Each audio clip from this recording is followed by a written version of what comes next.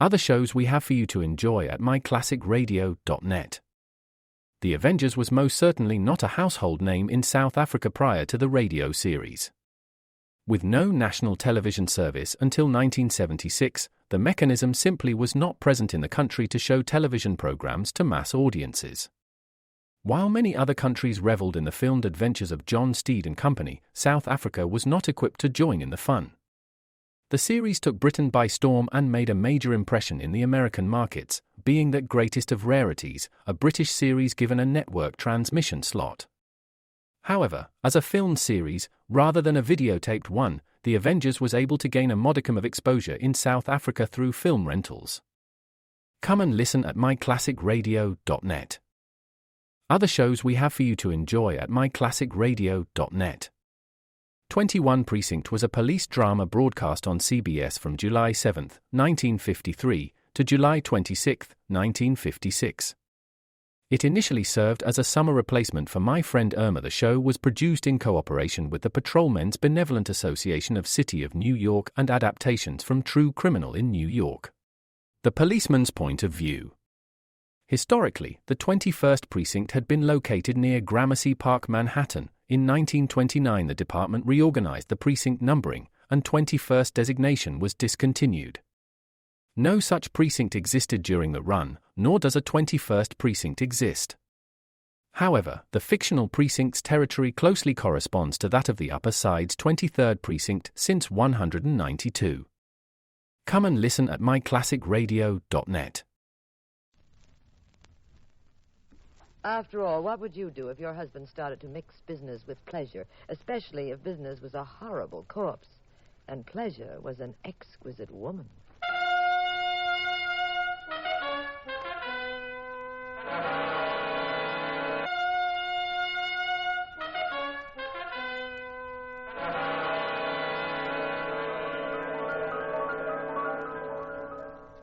The National Broadcasting Company presents The Adventures of the Abbotts, starring Claudia Morgan and Les Damon as Jean and Pete Abbott, the nationally popular characters of detective fiction created by Francis Crane. Pat and Jean invite you to join them each week at this time on NBC for another recorded adventure in romance and crime. Tonight's puzzle and murder, the Royal Purple Scooter. And here is Jean Abbott. Well, I just called for Pat at his office. It was dinner time. My husband was ready to forget being a private detective and make a beeline for the nearest lobster a la Newburgh. Come on, Jean. We'll go down to the skipper's, relax, and I'll order myself Oh, is that a customer? So late. I'm not expecting one. Come in. Yeah? Mr. Abbott? Yes? My name is King. I'm from California Fidelity. Have you got a minute? Yes, Mr. King. Surely, sit down. This is my wife. How do you do? How do you do, Mr. King? What's on your mind, Mr. King? Well, Mr. Abbott, my company sells accident insurance, and we think that we have a job for you. What's the problem? Do you mind if I deliver a short lecture on the insurance business? Not at all. Go ahead. The American public is really remarkable, Abbott. Now, our company spends $1 million a year telling people to use a little common sense. But they commit suicide anyway. They spend $1,000 for a painting, but they won't spend 50 cents to fix a rug on the stairway. Then their best friend steps on it, falls, and knocks his brains out. They'll take 6 hours to hang that same painting on the wall, but they won't take 60 seconds to move a bottle of iodine out of reach of the baby. Now, I hope I'm not shocking you, Mrs. Abbott. Oh, no, please go ahead, Mr. King. Now, we've done everything under the sun to try to educate the public, but they go right on sticking their fingers in the light sockets, standing under trees during storms, and stepping on the soap in the bathtub. You know, when I get the casualty tables, I often think that maybe Freud was right about the death wish. Maybe we like dying. You'd think anyone but a congenital imbecile wouldn't light a match to look inside a gas tank. But a man in Sacramento tried it just yesterday. I just saw him at the morgue. Now we've got a new problem, and that's why I'm here. Well, what's the problem? Too many dangerous old cars on the road. Oh, I see. The American public loves this method of doing away with itself. Everybody and his brother has grabbed hold of anything on wheels that will move, and they're out on the road doing 90 in cars that belong in the junkyard. Cars with steering rods that snap, worn shoes that blow, brake linings that won't hold. That's costing your company quite a few dollars, I imagine, huh? It's costing California Fidelity thousands of dollars every day, Mr. Abbott. Oh, we're geared to certain emergencies, but we can't see daylight on this one. So, Our only hope is to make a test case. There was a chap killed in an auto crash on Locust Avenue last night. Here's the card on him. His name is MacDonald. Rick MacDonald. Oh, yes. I think I read about that in the paper. Yes. MacDonald was coming down a hill near Locust Avenue. It's a bad one. Terrific grade, soft shoulders. 8 fatalities in the last 6 months. The city council has been too busy to fix it. They could have banked the curve, but they preferred to spend the money painting gold letters on City Hall. MacDonald went right off the road and over a rocky cliff. He was alone in the car, wasn't he? Yes. He wasn't speeding, though. The meter was smashed at 32 miles an hour. Did you find anything that showed why he spilled over? No. We had a top-flight mechanic take the wreck apart. Couldn't tell a thing. Car was too banged up. What do you know about the man who died? MacDonald? Well, he was 42, owned a chain of drugstores, married. He seems to have kept out of trouble. He was what we'd call a good risk. Now, he'd bought the car just a few days ago. Now then, if we could show that the car was a death trap when he plunked down his $1,750 for it, if we could show criminal negligence by the dealer who sold it... Then you'd have a case. Exactly. Maybe then we could set off some legal fireworks and get out of paying these dozens of fat claims like MacDonald's. His alone is $100,000. $100,000? Yes. Who sold him the car? A chap named Tenike. Harry Tenike. He has a fancy lot over on 7th Street. Mr. Abbott, if you'd investigate for us, California Fidelity would be glad to pay any reasonable fee. All right, Mr. King. Now, what do you know about the dealer, Tenike? Not much. He's been selling used cars for a long time. Grabs jalopies cheap on the East Coast, then palms them off in Dallas or here in San Francisco. He's about, 36. Single. No prison record, no legal trouble at all. Okay, Mr. King, I'll take it from here. It would be worth quite a lot to us, Mr. Abbott, if you could prove the accident wasn't necessary. Well, it shouldn't be too hard to prove that some of the cars they're selling these days aren't exactly dreamboats. Some. Probably most of them. Insurance companies have such fine, trusting natures. Well, we're not dealing with the Vassar Daisy chain, Mrs. Abbott. The insurance company very often involves what Mark Twain called downright human cussedness. It's not a business for people with queasy stomachs or elaborate moral standards. Have you anything else to tell me, Mr. King? No, I think that's about it. I guess you forgot one little item. I read it in the paper this morning. Oh, really? What was that? When they found that wrecked car and MacDonald's body, they found a scooter on the back seat, a purple scooter. Yes, that's right. I'd forgotten about that. Well, the newspaper said that the MacDonalds didn't have any children, so why was there a scooter in the dead man's automobile? Oh, I see, Pat. You mean MacDonald was murdered.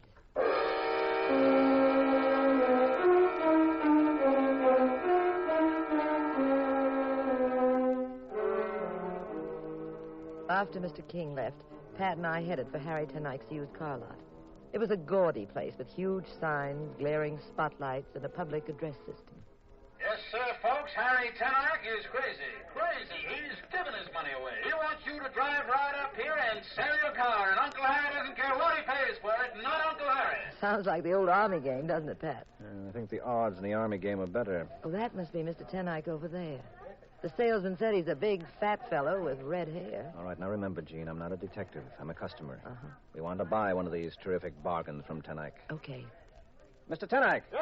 Yes. I'm interested in that 51 there, the gray coupe.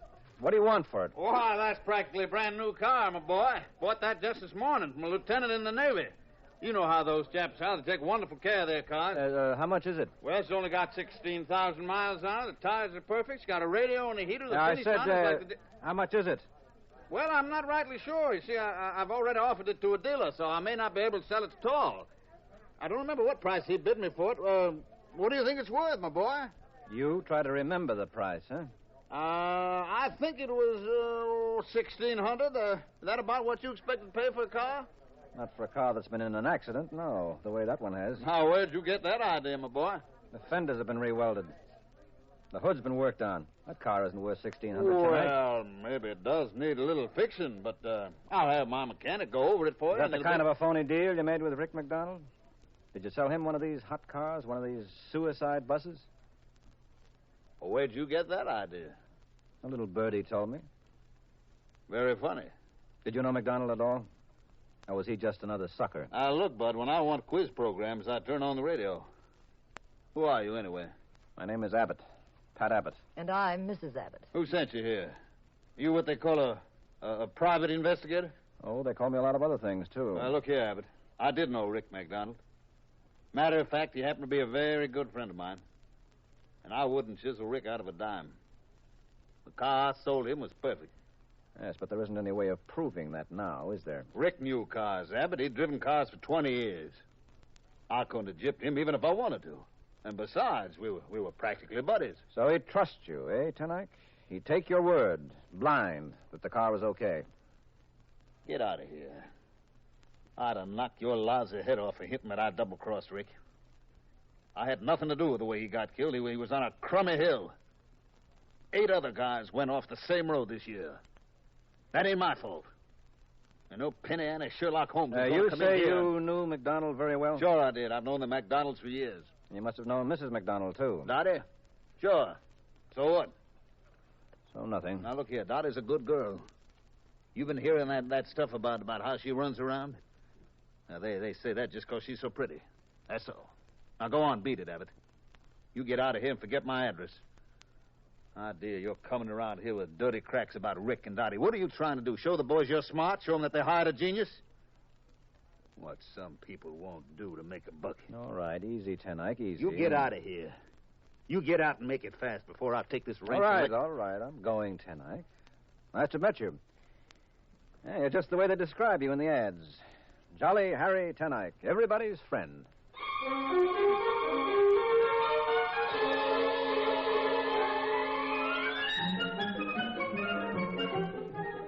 As soon as we left the used car lot, Pat suddenly reversed his usual policy. Instead of ordering me to go home and stop bothering him while he was on a case, he actually sent me out snooping. He actually asked me to help him. He told me to look up Tim, our old friend who was an expert mechanic. He told me to check on people who'd bought cars from Tenike. I went dancing away, very happy that Pat had realized at last that I was a very valuable assistant.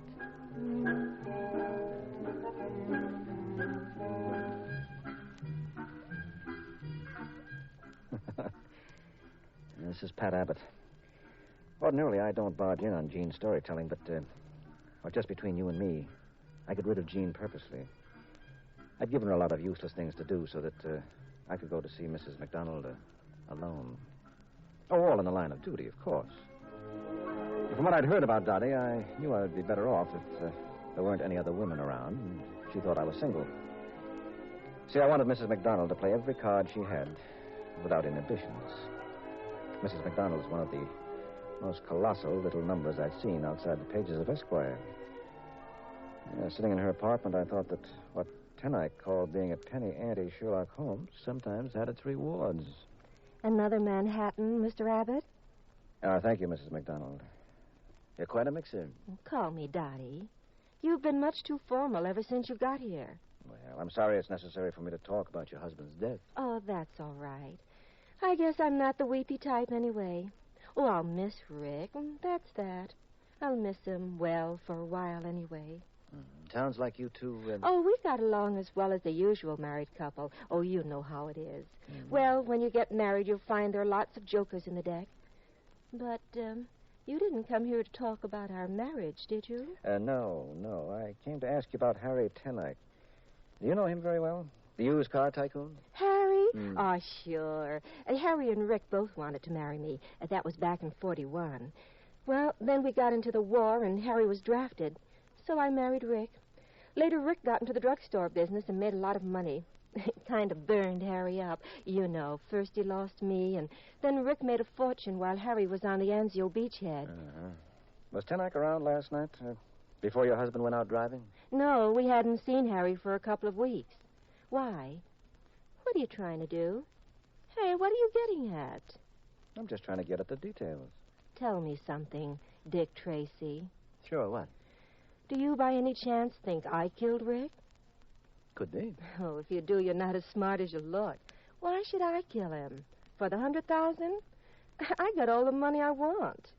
Here, look at this necklace. You like it? Yes, very pretty. Genuine mother of pearl. Rick got it for me. Cost him $5,000. Come closer. Take a good look at it. Yeah, that's swell. You like my dress, too? Mm-hmm. Rick bought it. He thought it showed me off nicely. What do you think? Certainly does. Like my perfume? It's another present. From Rick? From a friend. Oh, I have lots of friends. Oh, this perfume's $65 an ounce. Now, do you think I had to kill Rick to make 100,000? I don't know yet. It's wonderful perfume, isn't it? Mm-hmm. Look, Pat, I can't go out while they're burying Rick. It wouldn't look nice. You know, there's a family downstairs, and, well, they'd be shocked. But, I need a little company, you know, somebody to hang around here with me, and I thought, well, maybe you and... Now, who could that be? I think it's my wife. Your what? Oh, Mrs. McDonald? I'm Mrs. Abbott. How do you do? Come in, won't you? I was just talking to your husband. Hello, Jean. How'd you know I was here? Now, we'll talk about that later, Pat. Coming, darling? Oh, yes. I was just going. Mrs. McDonald and I were discussing the legal aspects of the case. Did you learn anything interesting, Pat? Oh, yes. Mrs. McDonald has been very informative. I'm sure she has. So nice to have met you, Mrs. McDonald. Well, I'm happier to see you, Mrs. Abbott. Goodbye. Toodaloo. Goodbye. Pat Abbott. Now, Jean, listen to me. I was being very tricky with that woman. Yes, I can see you were. I purposely was giving her enough rope, you see, letting her go on and talk. I acted very innocent. I was just looking for clues, and... how'd you know I was there? Right after I left you, it suddenly occurred to me. I asked myself why you were so anxious to send me off on errands. Then I remembered how the insurance man, Mr. King, described Mrs. McDonald. That was quite a legal discussion, Pat. With Manhattans all over the place, the room smelling like a perfume store. Does Mrs. McDonald hold all her legal conferences in slinky lounging pajamas? Well, I don't know. All I want to say... It must have been a very serious discussion. Oh, I can just see you, dear, looking at Mrs. McDonald's backless pajamas and saying, of course, what's most important is the case of Rittenhouse versus Humperdinck, where a writ of notel... Well, now, look, Jean, if you don't trust me... I trust you, Pat. Do you know something, little boy? Yes, ma'am. Santa Claus up at the North Pole watches all the little boys year-round. So he knows who deserves to get presents. Uh-huh. He keeps a little book on you, Pat Abbott. And I'd hate to see what he just wrote about you and Mrs. McDonald. You would, huh? You're not getting anything from Santa next Christmas, Pat Abbott.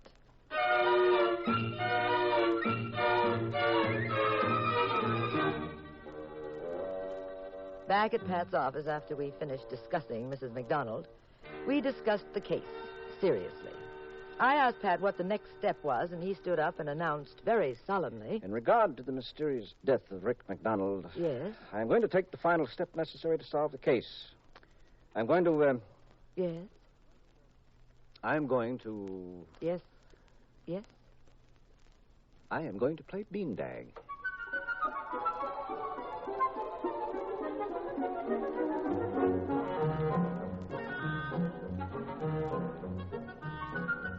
Pat wasn't fooling either. Without any explanation, he left me flat in his office and went running over to the Locust Street section where, and he began to play beanbag with all the neighborhood youngsters. I decided that Pat was either disgusted with the case or temporarily insane. I decided this was a perfect opportunity for me to solve the mystery on my own. So I went back to Harry Tenike and his used car lot. I told your husband to stay away from here, Mrs. Abbott. Now I'm telling you. Now get out and stay out.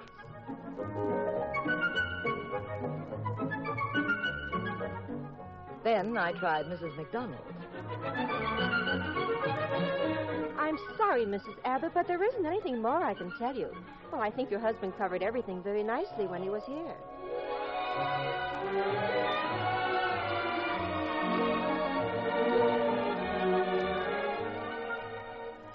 3 days went by, and all this time Pat was still in his second childhood phase, playing one-a-cat, cops and robbers, and handball with the youngsters. He was on a sandlot watching a ball game when... Hey, some game, eh, Billy? Oh, boy, it sure is, Mr. Abbott. Now, remember, if we win this one, I'm going to buy you a brand new first baseman's mitt. Oh, golly. Would you? Oh, boy. You got many toys, Billy? Oh, sure. I got millions of them. Uh-huh. Listen, Billy. You want to tell me a secret? Uh-huh. What? Well, it's about something that happened last week. Now, you can tell me the answer. You can trust me, you know. Sure. What is it? Well, now, I won't tell a soul. But I want you to tell me the truth. Go ahead. Shoot. Billy, did you lose a scooter?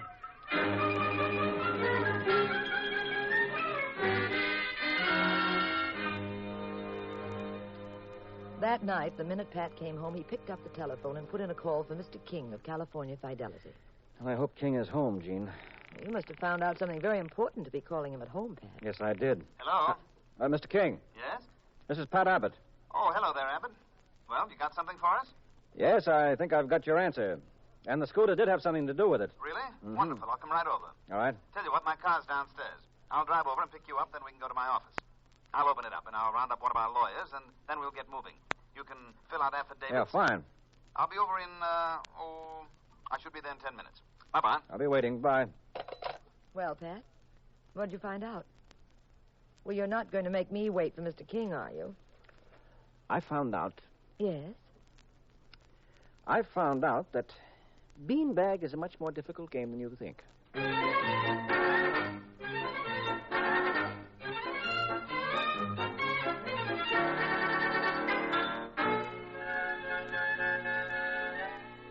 We waited quite a while for Mr. King, almost 30 minutes. Pat got impatient and went to the corner stationery store for the evening papers. Finally, Mr. King appeared. We got into his car and drove off for the insurance office. All right, Abbott. What's the story? Well, Mr. King, in the first place, just as you suspected, McDonald didn't have an accident. Really? Go on, Abbott. And I spoke to Harry Tenike and to Mrs. McDonald, but the most fascinating item in the whole setup, as far as I was concerned, was a scooter found in the back of McDonald's automobile. Yes. You said over the phone that you had something on that. Yeah, well, I made it my business to hang around with the kids who lived near the McDonald's. I sort of built up a reservoir of goodwill with the gang of them. Mm-hmm. I wanted to know if one of them had lost a scooter, and sure enough, one of them had. His name was Billy Livingston. Great kid, Billy. Kind of devilish, too. You see, the night McDonald died, Billy had stolen into the back of McDonald's auto with a scooter. He was hiding back there, trying to sneak a free ride.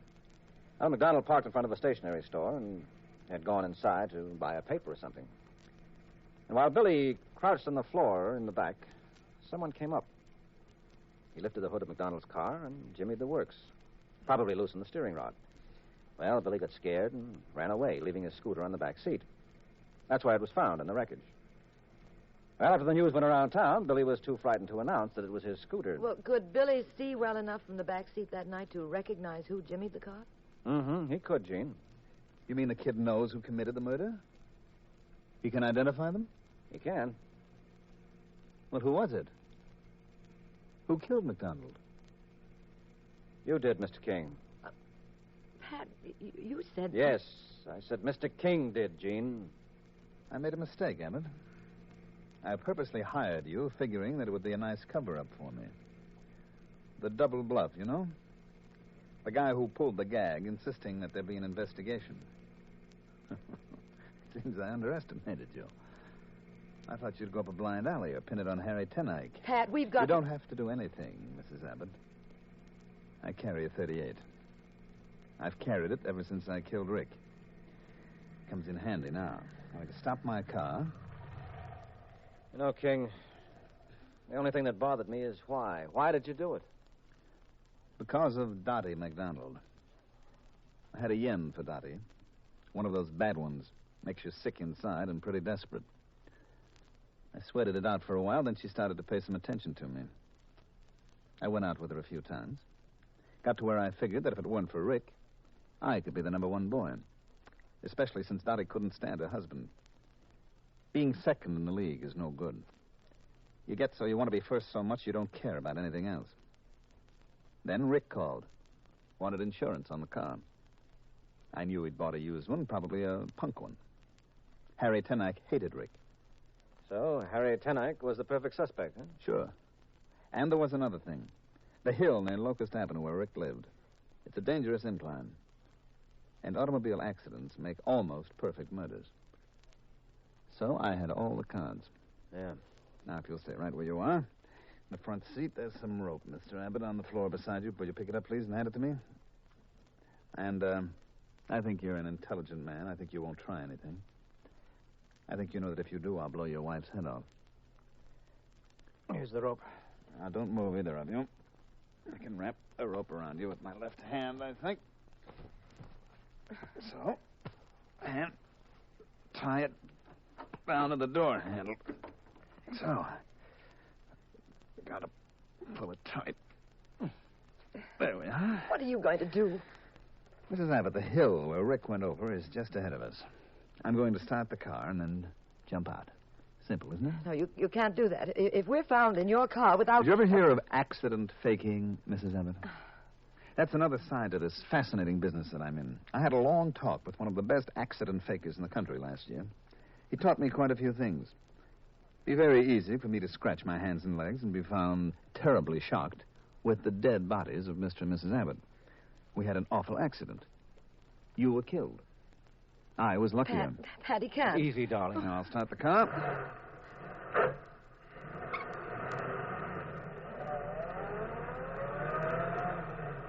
Now, if you don't mind, I'll be leaving. Pat, he's gone. You've got to stop this car. Tight this rope. Too tight. I can't move my arms either. There's the hill, Pat. Right ahead of us. Stop the car. Stop the car. Oh, Pat, you've got to stop the car. There's the hill right ahead of us. Come out, Billy. Billy? Okay, Mr. Abbott. Our friend Billy Livingston is with us, Gene. He's been hiding in the back. You know what I taught you to do, Billy? Sure. I remember. I'll do it. I've just got to climb over this seat. Hurry, Billy, hurry. There's a police car back. They must have noticed this car is out of control. Now, go on, Billy. Do what I told you. Don't get excited. Now I take hold of the steering wheel. Right, Mr. Abbott? That's it, boy. Take it. Hold on to it. Steady. Steady. Stop the car. Here's the hill, Pat. Here it comes. You know which pedal's the brake, Billy. I showed you that. Yes, I know. Now I step on the brake. Keep the wheel steady and straight. I can't reach the brake. My foot's too short. Try, Billy. Go on, boy. Try. Reach, Billy. Reach. You've got to step on that brake. Oh, it's so hard to reach it. You're touching it, Billy. That's it. Now step on it. The hill. The hill.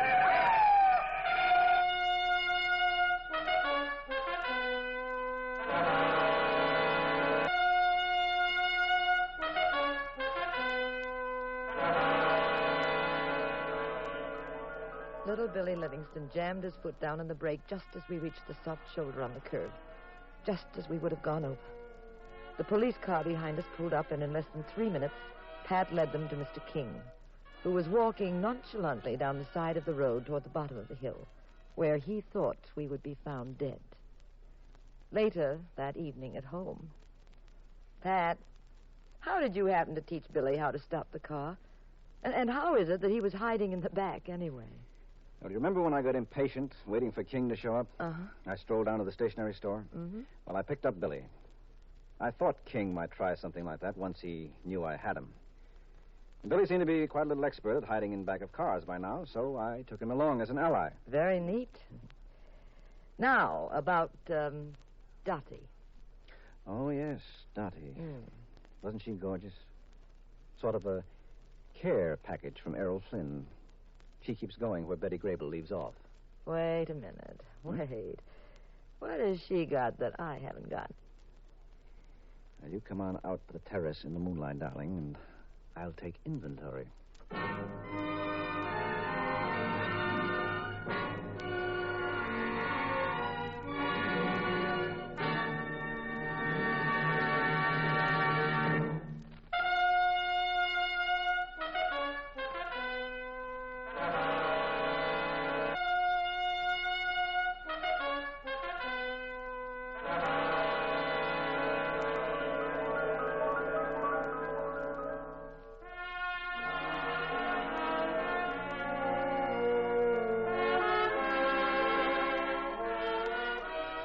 The National Broadcasting Company has presented The Adventures of the Aotas, starring Claudia Morgan and Les Damon as those nationally known popular personalities of detective fiction, Pat and Jean Abbott, created by Francis Crane. We wish to thank Ann Corio for portraying the role of Dot McDonald in tonight's story. Our cast tonight included Mandel Kramer and David Pfeffer. The Adventures of the Abbotts was written by Howard Merrill. Original music composed and conducted by Dewey Bergman. Produced by Ted Lloyd and Bernard L. Schubert. Directed and recorded by Harry Frazee. Next week, same time, same station, another exciting adventure in crime with Pat and Jean in The Adventures of the Abbotts. This is Roger Tuttle speaking. This is the United States Armed Forces Radio and Television Service.